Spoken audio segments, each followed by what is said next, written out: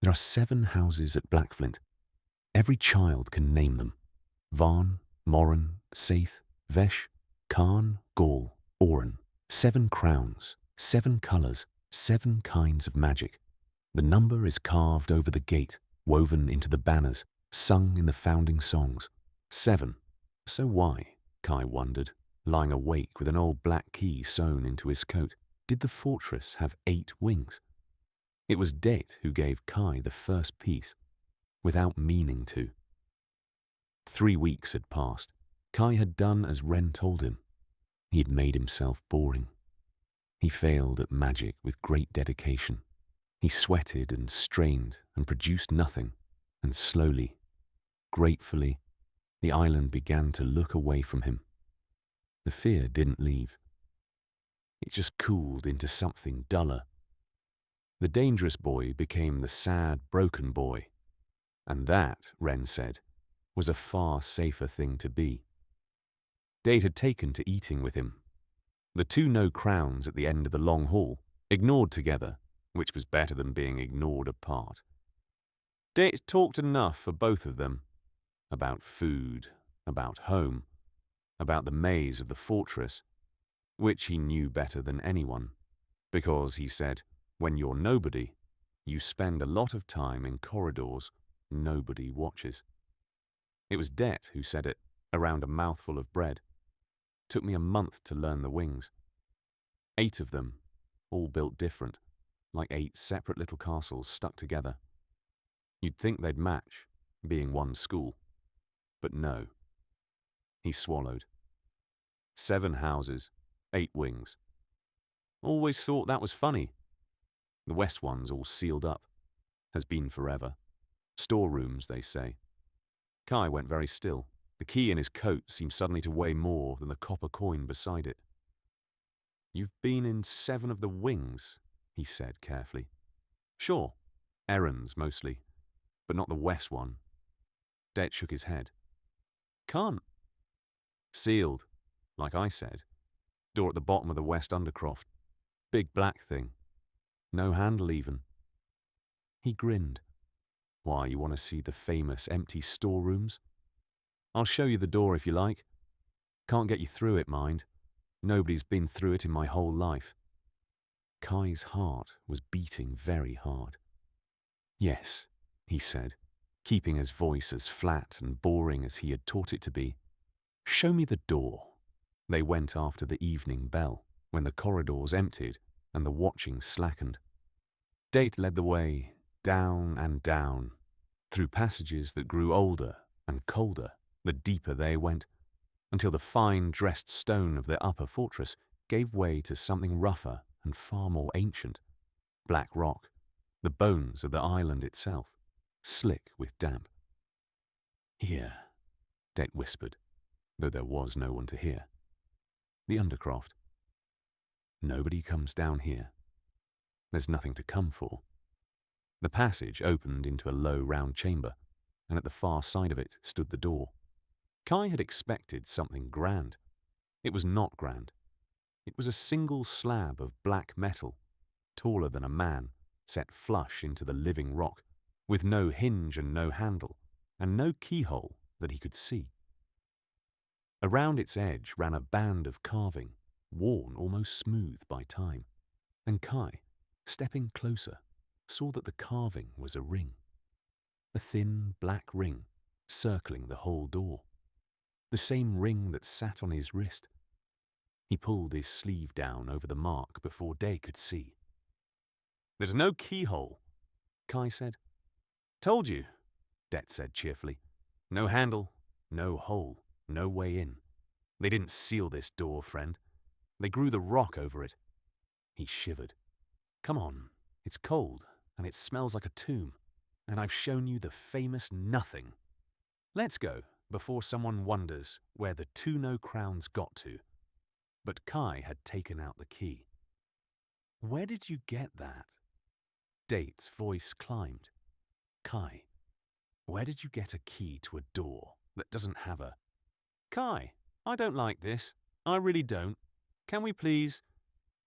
Go back up, Kai said gently. You shouldn't be here for this. If anyone asks, you lost me in the corridors. It's true enough. You did. They looked at him, at the old black key, at the ring on the door that Kai was standing far too close to, and some instinct in the round, nervous face understood that it was looking at something it should not see. You're not broken at all, are you? Date said quietly. It wasn't a question. No, Kai admitted. I don't think I am. Date swallowed. Then he did the bravest thing Kai had seen anyone do on the island. He didn't run to tell. He just nodded once and said, I'll keep the stare. If anyone comes down, I'll sing. I'm a terrible singer. You'll hear me. And he climbed back up into the dark to stand guard for a boy he barely knew. Because, Kai was beginning to learn, the people with nothing were the only ones on this island who gave anything away for free. Alone, Kai faced the door. There was no keyhole. So he did the only thing that made sense, which was no sense at all. He pressed the old black key flat against the carved ring at the door's center, and he pressed his marked wrist beside it, ring to ring, and he waited. For a moment, nothing. Then the cold came. It came the way it had in the practice hall. That same deep, traveling cold, as though warmth itself were being pulled out of the world and into him. The lamp Day had left guttered at the top of the stair, the damp on the walls frosted white, and the carved ring on the door began, very faintly, to glow. Not with light, but with its absence, a black line burning blacker, the way Kai's mark had tightened in the moonlight. The door did not open. The door unmade itself. The black metal thinned, greyed, crumbled, not falling but simply ceasing, a slab of solid iron giving up 300 years of being a door, dissolving into a fine, dark dust that sighed down across Kai's boots like ash, and beyond it, the eighth wing of Blackflint breathed out its first breath of moving air in 3 centuries. It was a house. That was the first strange thing. Not a storeroom, a home. A long hall, ruined and grey with dust, but unmistakably a place where people had lived. A cold hearth big enough to stand in. A long table, its wood gone soft and pale. Chairs. A child's wooden horse lying on its side where some child had dropped it 300 years ago and never come back for. And everywhere, on everything, over the hearth, woven into the rotted banners, carved into the heads of the chairs.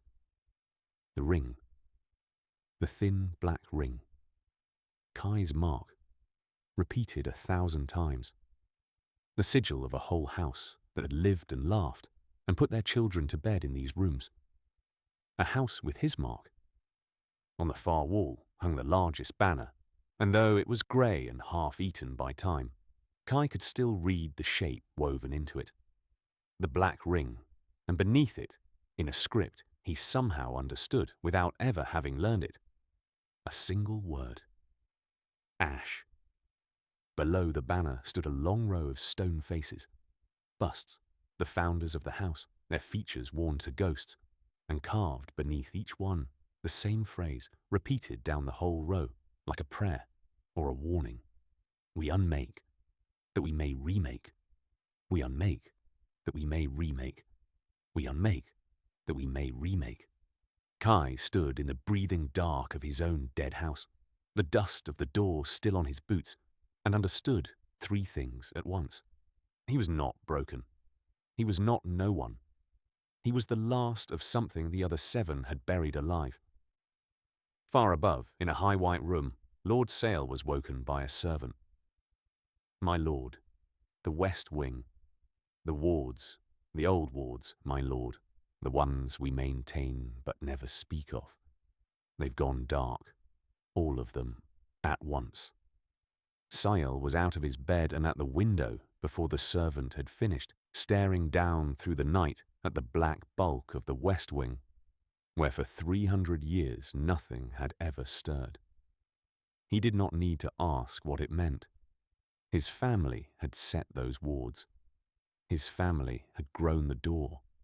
His ancestors had stood in that hall 3 centuries ago and done the unspeakable thing that made 7 houses out of 8, and they had passed down, father to son, the one law that mattered more than all the others written at the bottom of all the pages. If the 8th ever wakes, you end it before it knows what it is. It is too late for that, Sale thought, watching the dark. The boy already knows. So Lord Sale did what his family had always done with what they could not control. He sat down at his desk in the cold hour before dawn, and he began, very calmly, to plan a death. That was Sigil and Ash, Episode 4, The Empty House.